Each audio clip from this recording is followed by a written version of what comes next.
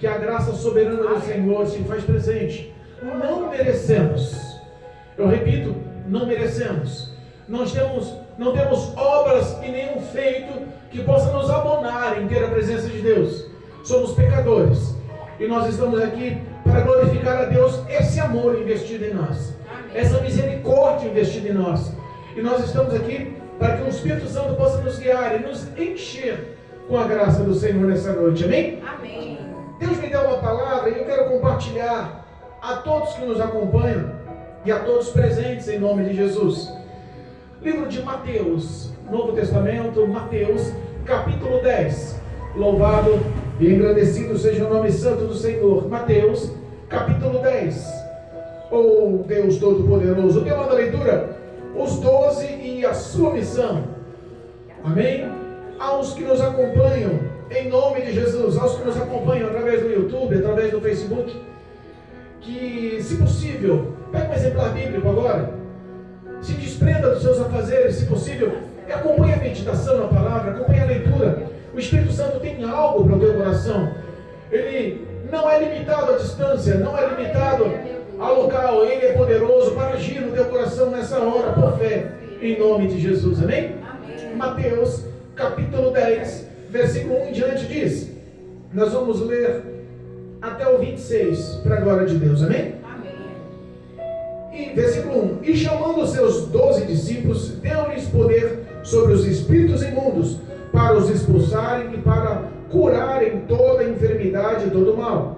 Ora, os nomes dos 12 apóstolos são estes: o primeiro, Simão, chamado Pedro, e André, seu irmão, Tiago, filho de Zebedeu, e João, seu irmão, Filipe e Bartolomeu, Tomé e Mateus, o publicano, Tiago, filho de Alfeu, e Lebeu, apelidado de Tadeu, Simão, o Zelote, e Judas Iscariotes, aquele que o traiu. Jesus enviou estes 12 e lhes ordenou, dizendo: Não ireis pelo caminho das gentes, nem entreis em cidades de samaritanos, mas ide antes as ovelhas perdidas da casa de Israel. E indo, pregai dizendo: É chegado o reino dos céus. Curai os enfermos, limpai os leprosos, ressuscitai os mortos, expulsai os demônios, de graça recebestes, de graça dai.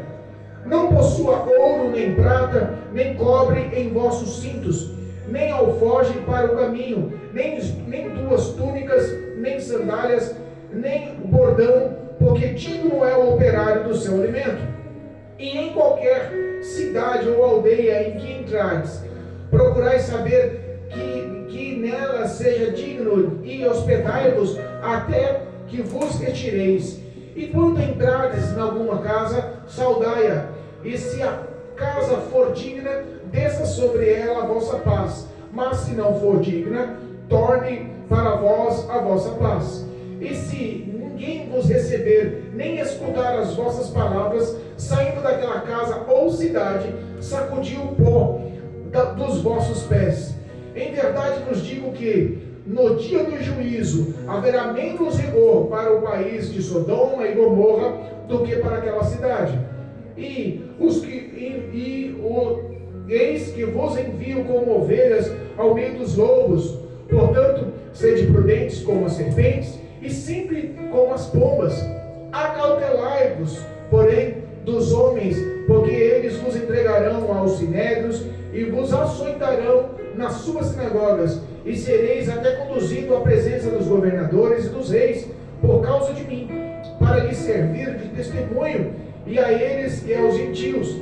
Mas, quando vos entregarem, não vos dê cuidado como ou o que haveis de falar, porque naquela mesma hora vos será ministrado o poder, o que haveis de dizer, porque não sois vós quem falará, mas o Espírito de vosso Pai que fala em vós. E o irmão entregará à morte o irmão, e o pai o filho, e os filhos se levantarão contra os pais e os matarão. E odiados de todos sereis por causa do meu nome. Mas aquele que perseverar até o fim será salvo. Quando, pois, vos perseguires nessa cidade, fugi para outra, porque em verdade vos digo que não acabareis de percorrer as cidades de Israel sem que venha o Filho do Homem. Não é os discípulos maior do que o mestre, nem o servo mais do que o seu senhor.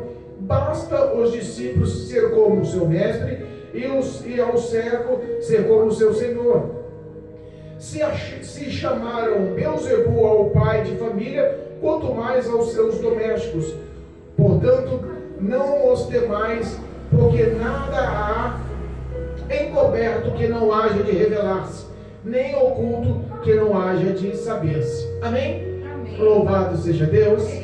Podemos assentar em nome de Jesus. Glorificamos e exaltamos o nome santo do Senhor. Irmãos, nós sabemos que o ministério de Jesus é um ministério extremamente poderoso.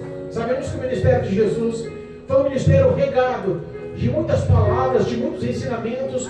Foi um ministério extremamente pedagógico, mas também foi levado e foi induzido a muitos sinais e prodígios. Jesus só não ensinava, não só palestrava, não só pregava, mas ele tinha compaixão, ele tinha amor aos necessitados. E a Bíblia fala que ele revelava muitos sinais, prodígios, cura, libertações, ressuscitavam mortos, cegos voltavam a enxergar, coxos andavam. Nós sabemos o grande amor e os grandes feitos que o Senhor tinha em seu ministério. Mas nós tínhamos como uma grande lição, vamos assim, aos seus discípulos. Nós vemos que Jesus, ele já estava ensinando e ministrando que eles seriam aprendizes, substitutos do Senhor quando ele fosse levado aos céus.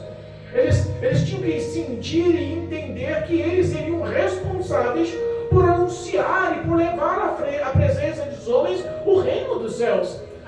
Nós temos um pouco de noção do que ele estava ensinando e falando. Se nós pegarmos um tema antes da leitura oficial, capítulo 10, se pegarmos o capítulo 9, no versículo 35, 35 em diante, ele estava falando justamente a dificuldade de ceifeiros na seara. A seara é grande. Realmente, o espaço, o mundo, a necessidade de quem tenha para exercitar o poder de levar a palavra é muito grande. Tem muitos para ouvir e poucos para falar. E ele quis dar uma experiência, entenda. Deus, ele não quer só nos amar, não quer só cuidar de nós, não quer só velar para os nossos sonhos, ele não quer só nos abençoar, ele não quer só nos poupar, ele não quer só nos proteger, nos defender. Ele conta conosco para passarmos e seguirmos os mesmos passos dele, para andarmos os mesmos caminhos dele. Nós sabemos que quando Paulo especifica, ele diz assim: olha, sede meus imitadores, porque eu sou imitador de Cristo Jesus. Ele chama a responsabilidade, e é justamente isso que Cristo nos ensina nessa palavra essa noite. Nós enxergamos um evangelho pregado em muitos locais, evangelho de facilidades, de bênçãos, evangelhos que, desculpa o termo, profanam o poder santo dessa palavra. Eu vejo algumas coisas que eu fico pasmo. Eu vejo algumas coisas que são anunciadas ou são expressas ou são feitas dentro da casa de oração, dentro do templo que é considerado sagrado, casa de Deus. Nós vemos algumas coisas que não condiz com a verdade do Evangelho, não condiz com o que Jesus ensinou, não condiz com os passos de Jesus como espelho de vida para nossas vidas. E nós vemos que Jesus quis mostrar para eles que contava com os discípulos. Vocês são os meus discípulos, são os meus seguidores, são os meus apóstolos, mas não é só título, não é só nome. Vocês vão viver o que eu vivo, sentir o que eu sinto, também passar pelo que eu passo. Porque nós entendemos que muitas das vezes as pessoas entendem no mundo que ser cristão é anunciado como um perfil de só vitória. Aceita Jesus, agora é só vitória. Aceita Jesus, agora é só bênção. Aceita Jesus, é só conquista. Aceita Jesus, é só portas abertas. E não é essa a verdade. Jesus chama os 12 discípulos. Não chama homens perfeitos, não chama homens capacitados, não chama homens exemplares, chama homens comuns, que nem eu e você, sujeitos aos mesmos pensamentos, aos mesmos sentimentos, às mesmas falhas, os mesmos pecados, pessoas iradas, bipolar, pessoas iracundas, pessoas cheias de defeitos, cheias de falhas e erros. nós falarmos que nós estamos na presença de Deus, mas não pecamos, é mentira. A Bíblia nos ensina, 1 João capítulo 1, versículo 5, se nós falarmos que não pecamos, nós mentimos, fazemos de nós mentirosos, não há verdade em nós, pecamos. Jesus não chama homens ali capacitados, chama homens para serem capacitados, chama homens para serem lapidados, mas Ele quer dar uma experiência, essa experiência espiritual mostra uma verdade para os dias atuais. Não foi só naquele tempo, não só foi naquele momento. Serve como lição de vida para mim e para a tua vida. Se nós tentarmos analisar o conteúdo que passaram aqueles discípulos, nós podemos analisar uma autoanálise interna e saber como eu estou sendo visto perante o meu Criador, perante o meu Salvador, perante aquele que investiu tanto amor em minha vida. Será que eu estou realmente fazendo a vontade de Deus? Será que eu me enquadro realmente como um verdadeiro cristão? Jesus chama os discípulos e começa a falar com eles. Olha só, eu vou dar uma experiência para vocês. Eles não tinham nenhuma virtude, não tinham nenhum poder, não tinham nenhuma ação, nenhum sinal que seguia dos discípulos. Eles só estavam andando atrás de Jesus, seguindo Jesus, aprendendo de Jesus, mas na prática não tinha havido nada sobre a vida deles. E Jesus chama eles e fala assim, olha só, versículo 8 diz assim, versículo 7, versículo 7, ide pregai dizendo, é chegado o reino dos céus. O primeiro passo da caminhada deles não foi em sinais, não foi em prodígios, não foi em mostrar poder, não foi em mostrar feitos sobrenaturais. A primeira ação que Jesus ensina, a palavra é mais importante. A palavra tem que ser o foco principal. E de ensinar, que está chegando o reino de Deus. As promessas do Velho Testamento, a lei mosaica, o Pentateuco, tudo que estava expresso dos grandes profetas, está chegando agora, está vindo agora, está real agora. Para as nossas vidas da mesma forma. Nós temos que ter por base, não correr atrás de efeitos, de sinais, de prodígios. Se a gente colocar uma grande faixa na igreja e falar assim, culto de visão, revelação e profecia, vem receber, a igreja vai encher. Então o projeto do cristianismo, o projeto do Pai, o projeto de Cristo Jesus em obedecer ao Senhor no seu ministério, era priorizar o poder da palavra, porque sabemos que a palavra que limpa, transforma, converte, muda caráter, é a palavra que converte o homem dos maus para os bons caminhos, é a palavra que firma os pés na rocha, é a palavra que leva o homem à salvação. Ele começa dizendo, anunciai o reino dos céus, é chegado o reino dos céus. E ele especifica, olha, vou dando poder para vocês, para curar enfermos, limpar leprosos, ressuscitar mortos, expulsar os demônios. E aí ele especifica que não é só poder, não é só maravilha. Existe uma lição, existe um poder dado, mas existe um trajeto a ser seguido. Existe um teor a ser seguido, uma liturgia a ser seguida. Vocês estão recebendo o que vem, o dom do Senhor que vem dos céus, mas vocês têm que entender que tem responsabilidade sobre o que vocês estão recebendo. Lá em 1 Coríntios, capítulo 12, fala que o Espírito Santo, que existem 9 dons, ele dá os dons àquele que for útil, e ele dá para quem ele quiser, conforme ele quiser. Tradução, ele entendia que todos os 12 que estavam andando juntos, de 2 em 2, iam sair. Ele sabia qual era a ação, qual era o caminho, qual era o motivo, qual era o poder a ser exercido em cada cidade, em cada local, em cada vilarejo, em cada aldeia que eles entrassem. O Espírito Santo conhece a sua vida, conhece a sua história, conhece o seu conteúdo. Não há como enganar, não há como inibir. Cristo conhece, e às vezes nós não entendemos, né, Mara? Por que a cruz é tão pesada? Às vezes nós não entendemos por que o caminho é tão árduo. Às vezes nós não entendemos, né, João? Por que o processo de libertação, de transformação pesa tanto, acarreta tantas dores? Porque Cristo nos prova para que nós possamos ter uma vida aprovada pelo Senhor. Não há outra função a não ser a lapidação das nossas vidas. Ele dá autoridade, dá unção, dá poder, dá notoriedade da graça e da unção do Senhor, do Espírito de Deus sobre a vida dos 12, mas começa a dar ensinamento também.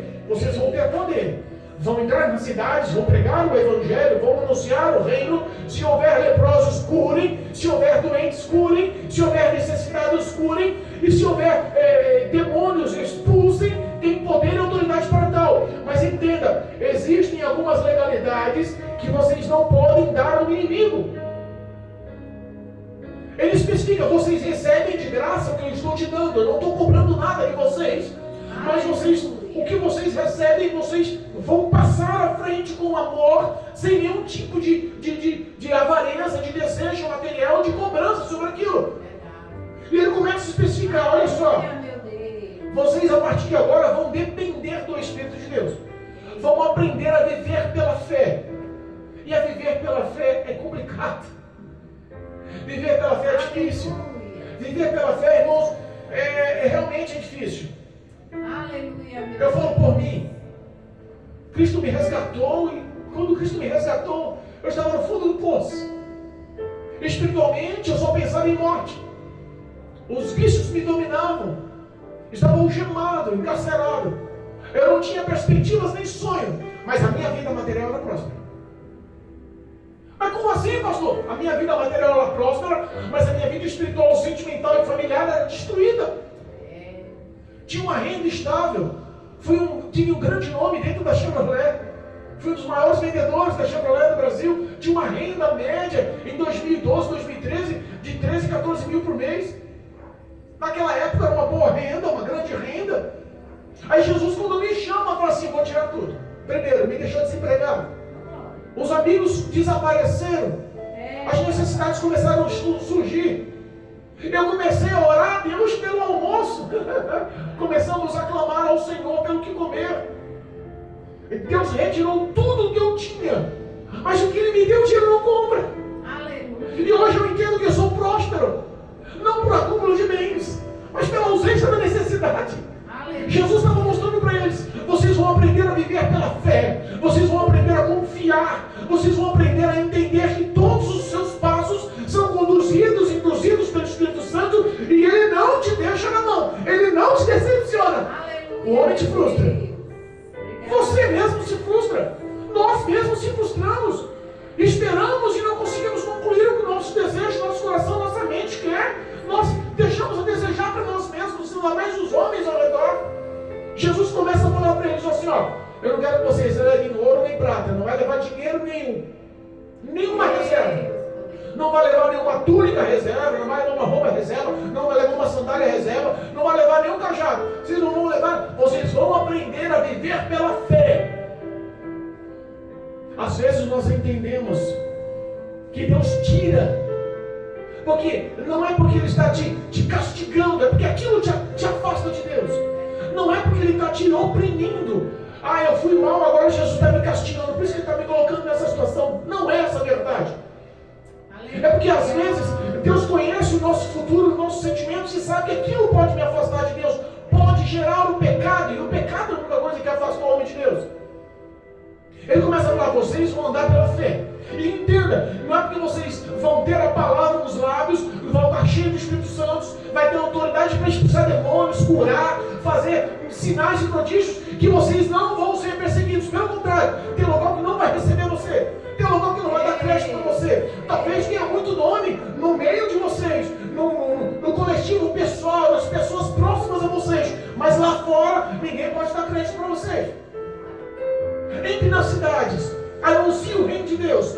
Veja a casa de uma pessoa digna, se hospedem nela. Ao entrar, desejem a paz. Olha como é importante a paz do Senhor, né? Aleluia, meu Deus. Se a casa for digna, se os moradores forem dignos, se eles aceitarem, a paz que está em vocês repousará sobre eles. Oh. E quando fala assim, paz, um carro importado não te traz paz. Uma casa lá em Alphaville, no Morumbi, não te traz paz. A tua mega empresa não te traz paz. A conta bancária explodindo não te traz paz. Pelo contrário, a aflição e o medo de perder está muito maior do que conquistar e evoluir. As pessoas estão com medo de perder na crise que está. O coração, a ansiedade está dominando pessoas que vivem pelo dinheiro, mas se perder um pouco do que tem, entre depressão, prova que o dinheiro era a vida delas. Então, sem o dinheiro não há paz. Com o dinheiro não há paz. paz. E Cristo está dizendo: eu quero que vocês aprendam a ter discernimento de quem é digno. Às vezes nós andamos em volta das pessoas e nós queremos sempre o maior e o melhor. É ou não uma verdade? Nós temos o nosso filho. Meu filhinho está pequenininho hoje, 1,90 m. Mas nós olhamos ainda como filhos. E quando é criança, qual é o desejo do coração do pai e da mãe? Você vai crescer, eu vou te dar boa educação, vai estudar em boas escolas, você vai entrar numa faculdade, vai ter uma boa formação, vai conquistar a sua empresa, vai trabalhar numa multinacional, vai conquistar os seus bens, toda a sua casa, o seu carro, a sua vida, vai casar, vai ter filhos, vai ter esse mesmo procedimento de ensinamentos para com eles, você vai ser uma pessoa bem sucedida. E aí vem Jesus na contramão e fala assim: olha só, Cristo veio para os pobres, para dar a herança de fé. Aleluia. Cristo veio para os pobres. Aí você fala: mas que história? Você está pegando conta da riqueza? Não. Mas Jesus disse que é extremamente difícil do rico entrar no reino dos céus. Meu Deus. Mas o que é impossível aos homens é possível a Deus. Então quer dizer que há possibilidade. Mas por que eu estou falando isso, pastor? Porque a grande maioria das pessoas que estão envoltas com a religiosidade, anunciando e pregando o Evangelho, mas realmente não vivem essa paz, estão vivendo uma vida focada nos bens materiais, ela foca-se em dar e receber. Meu Deus. Não há recompensa para o Evangelho, humanamente falando. Se você espera recompensa humanamente, você está no caminho errado. Se você acha que o melhor dessa terra é vivido, mas Jesus olha o teu coração, sabe, se tiver um cargo a mais na empresa, você vai se desviar dos caminhos do Senhor, vai ficar operário a vida inteira. Porque Ele conhece, o Espírito Santo sabe. Talvez se eu estivesse levando a minha vida com um perfil financeiro mudado, talvez eu não estaria na presença do Senhor. E Jesus conhece os nossos sentimentos. Por que Ele auxiliou os discípulos? Porque Ele sabia que no meio dos discípulos tinha pessoas ali dentro que só pensavam no dinheiro. Tinha pessoas ali dentro que só pensavam em ser maior. Os discípulos tinham hora que conversavam com Jesus. Fala para nós aqui, Senhor, quem é o maior entre nós? Quem o Senhor tem mais apreço? Jesus chama Judas Iscariotes, que era avarento, doido pelo dinheiro, e fala assim: Judas, você vai ser o tesoureiro, vai andar com a bolsa de dinheiro. Olha como Jesus vai trabalhar na contramão. Se é nós que já falamos: esse cara é avarento, esse cara só pensa em dinheiro, deixa longe o dinheiro dele. Às vezes, olha só, Cristo nos prova para que nós possamos entender se somos verdadeiros com o Senhor ou não. Jesus queria saber se esses discípulos, se essas pessoas seriam aprovadas e provadas. Existe a obra do Senhor, que era maravilhosa. Eu imagino o testemunho deles voltando. A Bíblia fala que quando, lá em Lucas 9, fala que quando eles voltaram, que Jesus estava na segunda multiplicação dos pães, eles voltaram todos alegres e contando os relatos. Imagina a alegria. Aleluia. Tiaguinho, que tinha, para quem não sabe, um dos discípulos de Jesus, chamado Tiaguinho, ele tinha um problema na perna, um defeito físico na perna, ele andava de muleta. Andava com dificuldades. Agora imagina ele com dificuldades de andar e curando os aleijados. Eu imagino a alegria. Eu imagino Jesus: olha só, eu encontrei, estava leproso no meio do caminho. Jesus, estava eu e ele, e de repente eu ordenei a autoridade do seu nome e ele foi limpo e purificado. Sabe que algumas coisas não dá para explicar, porque a Bíblia fala que milagre não se explica, a gente se vive os milagres. Tem situação que eu não sei explicar como Cristo me resgatou. Por que Ele olhou para mim e decidiu, sabe, milagres. Milagres. Aleluia. Se a gente for basear os contos desses 12 discípulos, nós podemos analisar que nos dias atuais Cristo não mudou. A glória, o poder, a unção, a majestade do Senhor não mudou. Ele age no mesmo perfil, só que com um número bem mais reduzido. Porque às vezes conhece o nosso coração. Difícil encontrar homens como encontravam no Velho Testamento. Ah, pastor, está falando demais. Tem muito homem bom aí, muito homem de fé. Tem. Mas entenda, homens que viviam o Evangelho, que viviam o poder de crer, a fé num perfil assim puro, é difícil. Eu imagino Elias. E Deus falou assim: olha, sobre a minha palavra não desce uma gota de água, nem chuva nem orvalho, nem de dia nem de noite. Vai secar. Dom de maravilhas.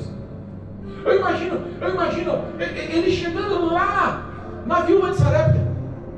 Deus falou assim: eu te ordenei, já ordenei uma mulher, uma viúva vai cuidar de você, vai te dar o comer, vai te sustentar. Ele chega lá e vê a mulher catando um pedacinho, gravetinho de madeira. Eita, Jesus. Eu imagino os discípulos vivendo isso. Eu imagino Pedro, turrão, entrando nos vilarejos, encontrando aquelas viúvas pobres, e orando, e multiplicando.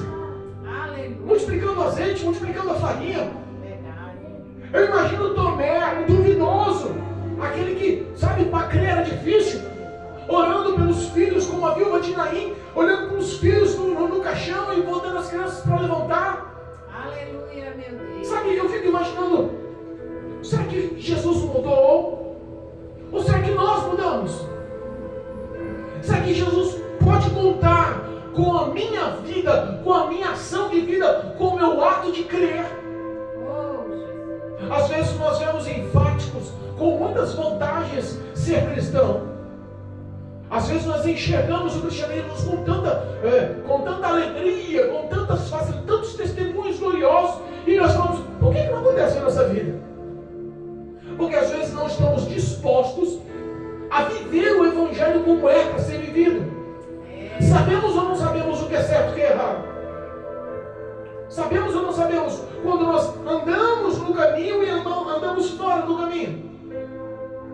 Nós sabemos e reconhecemos quando pecamos, mas também sabemos o que é para se fazer para não entrar nesse caminho.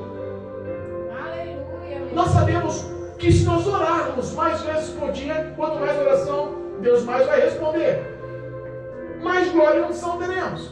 Aleluia. Nós sabemos que o jejum mortifica a carne, nos une, nos enche do Espírito de Deus e faz notório a graça e a ação poderosa dos céus em nossas vidas. Sabemos ou não sabemos?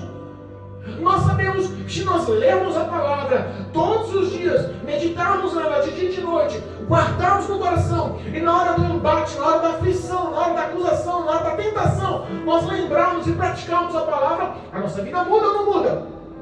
Nós conhecemos o caminho do certo e do errado. E Jesus reuniu os 12, lançou eles de 2 em 2 e especificou: olha só, vocês vão entrar em algumas cidades que vocês vão ser perseguidos. Difícil falar em perseguição hoje, né? Vocês vão ser perseguidos. Vocês vão ser levados aos sinédrios. Vocês vão ser levados aos sacerdotes. Vocês vão ser levados até aos governadores, aos reis. Eles vão usar vocês como exemplos. Vocês vão ser humilhados, espancados, chicoteados, presos. Tudo isso porque me seguem, porque me amam, por amor a esse Evangelho. Às vezes isso não é uma realidade no Brasil, porque existem facilidades no Brasil. Se eu pegar a Bíblia Sagrada aqui e parar naquela esquina que tem um tráfico de droga ali, como já fizemos outras vezes, e começar a anunciar o Evangelho, falar que Jesus ainda é o mesmo, salva, liberta, cura, transforma, leva o homem para o céu, e nós anunciamos esse Evangelho lá na Praça do Jaçanã, lá no Tucuruvi, lá em Santana, em qualquer local do nosso país, em qualquer local nos estados do nosso país, nenhuma polícia vai chegar em você e te prender. Temos liberdade. Aleluia. Mas o problema é que a nossa liberdade nos traz também esse comodismo. Todo mundo conhece, não vai porque não quer. Não é assim? Quantas vezes perdemos a oportunidade que Jesus ensinou para eles? Não percam as oportunidades. Perdemos a oportunidade de falar para o vizinho, que nós conhecemos tanto, há tantos anos, que sabemos pelo olhar dele se ele está feliz, se ele não está feliz, se está com necessidades, se está choroso, se está dependente, se está indo para o hospital, se está desempregado, se tem ausência dentro da necessidade dentro da sua residência, se às vezes quer só a atenção de um bom dia, um Cristo te ama, Jesus pode te abençoar. Sabe aquela situação simples do nosso dia a dia que nós não praticamos? Aquela mulher não vai falar não, linguaruda, quer saber da vida de toda hora. Às vezes nós colocamos limites ao poder desse Evangelho. Vai começar uma empresa segunda, amanhã. Louvado seja Deus. Cristo abre porta, e quando ele abre porta, ninguém fecha. Aleluia. Mas talvez essa palavra se enquadre no Senhor, na sua vida a partir de agora.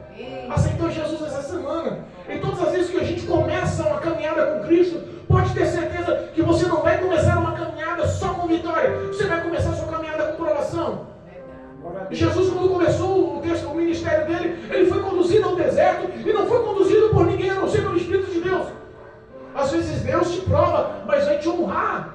Aleluia. Se nós aprendemos a fazer o que é certo, ser perseguido é difícil. Ser perseguido é complicado. Às vezes nós não vemos e não enxergamos, porque as ações de Deus às vezes são pequenas. Pequenas aos nossos olhos e grandiosas na nossa vida. Aleluia. Mas parece que o nosso coração se calcificou, nada mais nos impacta tanto. Antigamente nós falávamos na igreja glória a Deus, contagiava. Glória a Deus, glória, aleluia, glória a Deus. Contagiava, parece que está tão... Nosso coração, nosso sentimento, nossa vida com Deus espiritual parece que está tão assim, moribunda, quase morrendo. Entenda, os sinais dos fins dos tempos estão acontecendo. O amor se esfriaria. Pessoas estão abrindo mão da fé, a abstinência, estão abandonando, sabe? Estão largando esse negócio de crer em Deus.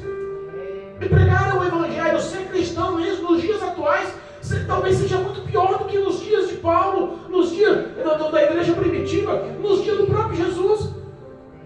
Porque eles viviam uma vida religiosa ativa, eles aguardavam o Messias, eles estavam esperando aquele que assumiria o trono de Davi. Aleluia. Era vivo dessa ação da vida deles. E nós não.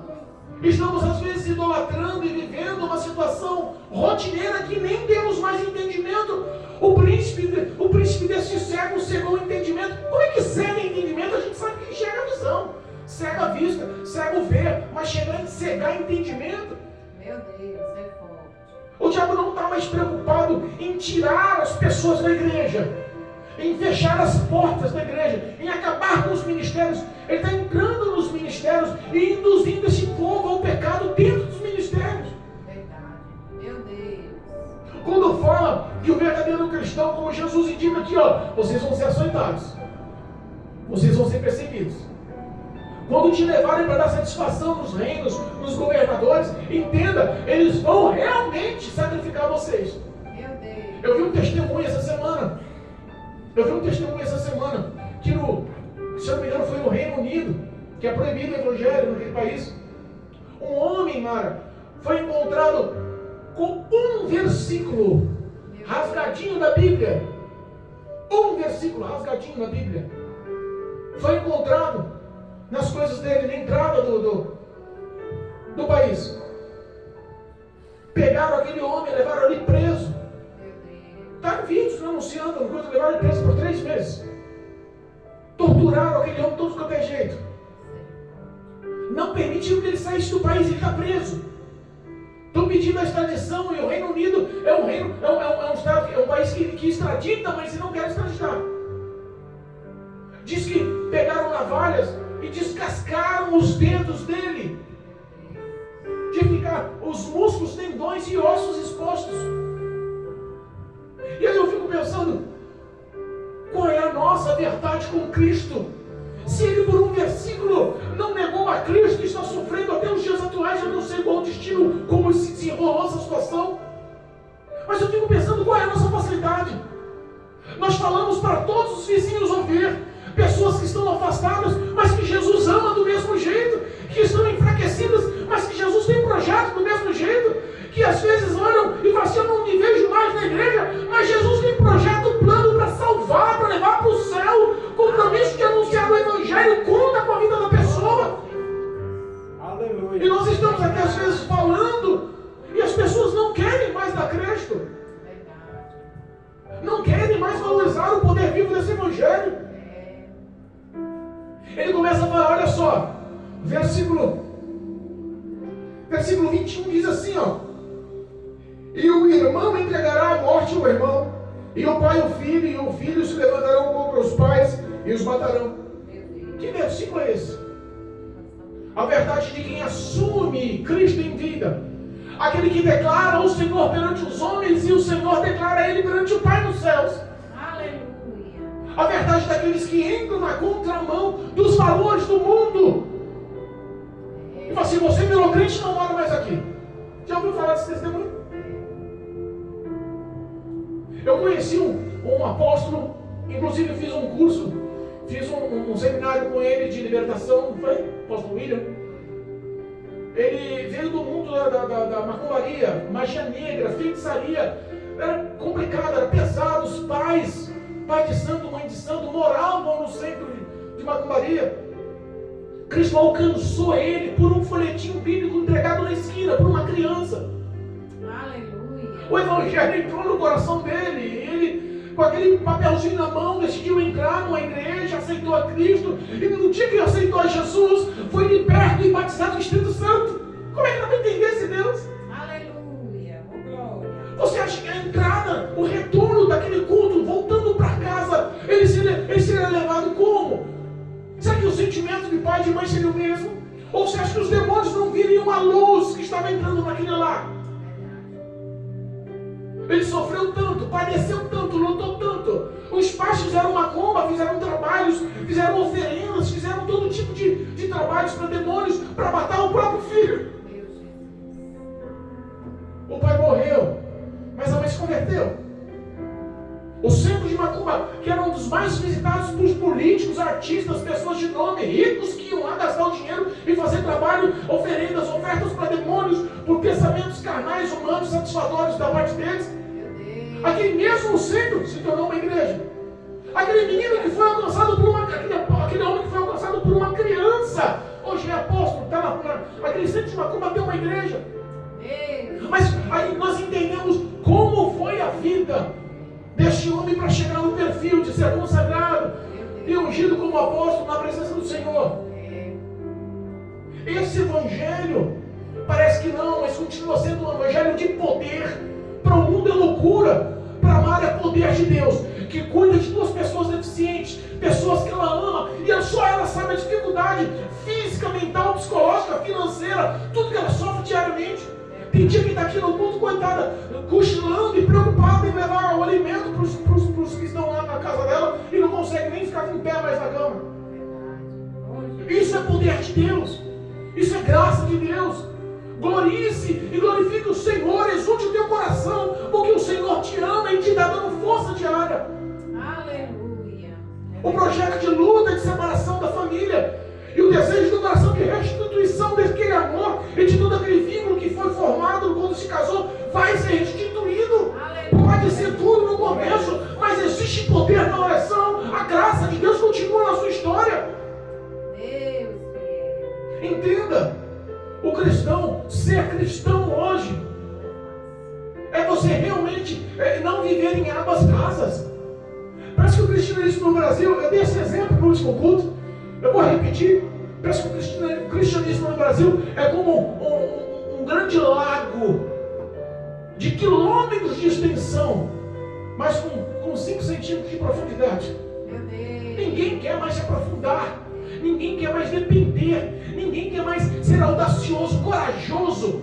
Sabe aquele espírito de ousadia que diz a palavra? Aquele espírito de coragem que diz a palavra? Cristo conta conosco. Não perca a oportunidade. E se te encurralar em algumas situações, e se você for pressionado em algumas situações, como diz aqui o versículo 20, não se preocupe que no momento de apuro, de dificuldade, não é você quem fala, mas é o Espírito Santo que fala por vós. Aleluia. Nós temos no coração nosso maior e melhor intercessor, nosso amigo íntimo, aquele que está 24 horas por dia nos conhecendo, nos capacitando, nos entendendo. Aleluia, meu Deus. Eu fico pensando quão graciosa e quão poderosa foi aquela experiência de verdadeiramente ser cristão. Talvez a vida de Tomé possa ter mudado. Rapaz, eu não cria não, mas quando eu fiz aquele menino curar, quando eu orei no nome de Jesus e aquele aleijado levantou, rapaz, eu vou falar para você, eu tinha dificuldade de entender. Mas quando eu fiz o morto ressuscitar, quando eu fiz o cego voltar a enxergar, Quando aqueles demônios se manifestaram e na autoridade do nome de Jesus eles foram expelidos daquela criança, daquele homem, daquela mulher. Eles viam o testemunho, a ação, o ministério de Jesus. Eles sabiam qual era a conduta. Eles eram imitadores. Agora, qual é a minha conduta e a tua conduta? Somos imitadores Eita, papai. de Cristo em nome de Jesus. Possa se mostrar para nós, mas se mostrar de uma forma viva. Aleluia. Não pense que o Evangelho, porque é de graça, pela graça é fácil. O Evangelho é de graça.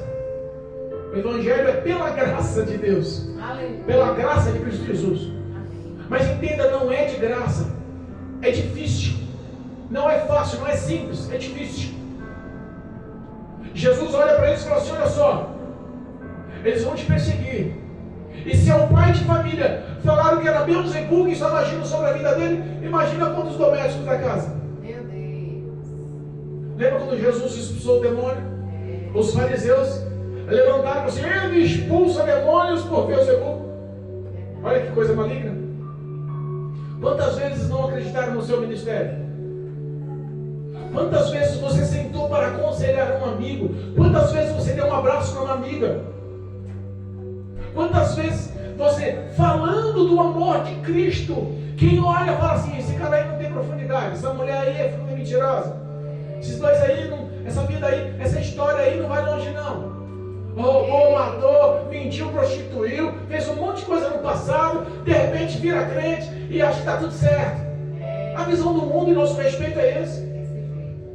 É por isso que muitos olham e enxergam a gente sentado entre quatro paredes, glorificando o nome do Senhor, cantando hinos para o Senhor, orando ao Senhor, confiando no Senhor, ouvindo a palavra que vem do Senhor, e passa e olha assim: uma cambada de maluco. Esses caras são doidos. Meu Deus. Não está falando para ninguém. Não tem ninguém ali, está glorificando um Deus que ninguém enxerga, ninguém vê, ninguém fala. O Evangelho para eles é loucura. Nós para eles somos loucos. Mas o Evangelho para nós é poder de Deus. O Evangelho para nós é a graça e a salvação. O Evangelho para nós, é o nosso nome escrito no livro da vida, é a responsabilidade de levar o reino para onde estão perdidos. Glória a Deus. Aleluia. Deus Todo-Poderoso. Quando fala, não temas, olha só, não temas, porque tudo que está encoberto, último versículo, estamos encerrando. Lá o versículo 26. Tudo que está encoberto há de se revelar. E o que está em oculto há de se saber. É a separação no dia do juízo. Eita, Jesus. É forte. E dessa satisfação ninguém corre. Meu Deus. Às vezes nós ficamos imaginando como será o juízo de Deus. Em Hebreus fala que está ordenado por Deus morrer uma só vez, e após a morte segue-se o juízo de Deus. Deus Hebreus 9, 27. Verdade. Eu fico imaginando no dia do juízo, qual é o pensamento da igreja? Os nossos pensamentos seriam mais doídos para um assassino, para um traficante, para um dependente químico, para uma prostituta, para um homossexual, para um político ladrão. Os nossos pensamentos sejam focados nos pecadores com maior gabarito aos nossos olhos humanos carnais. Mas eu falo que os nossos olhos têm que estar focados no juiz de Deus, não contra os de fora, mas contra os de dentro. O maior juízo, a maior cobrança vai ser contra os pastores. Meu Deus. Vai ser contra os pastores. Quando ele fala que haverá maior rigor para aquela cidade, ou para aquelas pessoas, ou para aquela casa, do que para Sodoma e Gomorra, eu fico imaginando o quanto vai ser cobrado aqueles que realmente não querem saber de santidade. Meu Deus. Daqueles que não querem saber de andar com paz com todos. Daqueles que não querem saber de honrar a necessidade. Eu sei a dificuldade, eu sei o sofrimento, eu sei a dor, mas cada um por si. Eu não posso lidar com a vida de todo mundo. Ele se vira. Salvação individual. Cada um tem uma resposta, né? mas que o Espírito Santo de Deus essa noite, Aleluia. em nome de Jesus, Glória a Deus. possa suscitar em nossas vidas uma fé como um grão de mostarda. Aleluia, meu Deus. Eu fui entender o que é o grão de mostarda, que Jesus disse: se tiveres uma fé, Mara, do tamanho do grão de mostarda, dirás a esse monte, saia daqui e precipite para acolá. Algumas coisas difíceis de entender. Mas eu fui pesquisar, sabe o que era um grão de mostarda? Além de ser uma minúscula semente, uma pequena semente, realmente, não era só porque era pequena e formava uma árvore grande, mas é porque ela era praticamente indestrutível. Eita Deus. As pessoas não conseguiam quebrá-la. Outra coisa, além dela ser plantada, ela não era plantada como uma outra semente qualquer, porque as outras sementes tinham um percurso de tempo para crescer e se tornar grandes e florescer e dar frutos. Ela não, em pouco tempo ela crescia. A minha fé, a tua fé tem que ser assim, alimentada pela palavra, e é ao ouvir dessa palavra que nos dá essa esperança e essa fé crescente. Obrigada, Jesus. E um detalhe diz também que ela não pode se tornar híbrida. Toda a ciência que há não consegue misturar a formação daquela semente para introduzir qualquer outro tipo de espécie dela. Olha que coisa. Fé pura, fé crescente, fé forte, fé indestrutível. Glória a Deus. Aleluia. Que o Espírito Santo possa te fortalecer nessa noite. Aleluia. Que ao sair daqui, essa palavra ela não seja furtada, ela não seja roubada da mente e do coração. Aleluia. Que essa palavra possa gerar em nossas vidas frutos de vida. Que possamos analisar os nossos feitos e que o Espírito Santo nos lembre essa semana, na outra semana, no outro mês, no outro ano, enquanto vivemos, que nós temos o Espírito Auxiliador, o Consolador, que não nos abandona, e é Ele que nos capacita para anunciar esse Evangelho. Aleluia. Ou você acha que os nossos discípulos tinham capacitação? Nenhum deles. Sem o Espírito Santo de Deus, sem Cristo nada podemos. Ele mesmo disse: sem mim nada podeis. Que o Espírito Santo possa se apoderar da vida de vocês hoje. Amém. Que o Espírito Santo possa gerar no coração de vocês ousadia. Não perca a oportunidade de falar: Jesus te ama, de aconselhar no emprego novo, de ter uma postura de homem de Deus. O teu testemunho fala mais do que palavras. E se houver disponibilidade, ore pela pessoa sim. Ore pela pessoa sim, em nome de Jesus. Eu já orei numa empresa que os donos eram satanistas, eles não admitiam crente de jeito nenhum. Eu entrei sem eles saber que era crente. A gerente geral falou: se alguém falar que a gerente geral que você é satanista, que você é crente, é pastor, ela vai te mandar embora na hora. Eu falei: quem que é a gerente geral? Então, pessoal, vou orar por ela e vou botar que Deus formule uma situação para entregar o evangelho para ela. 3 dias depois, essa mulher, eu preguei o evangelho dela 1h30. Essa mulher saiu da empresa, eu continuei.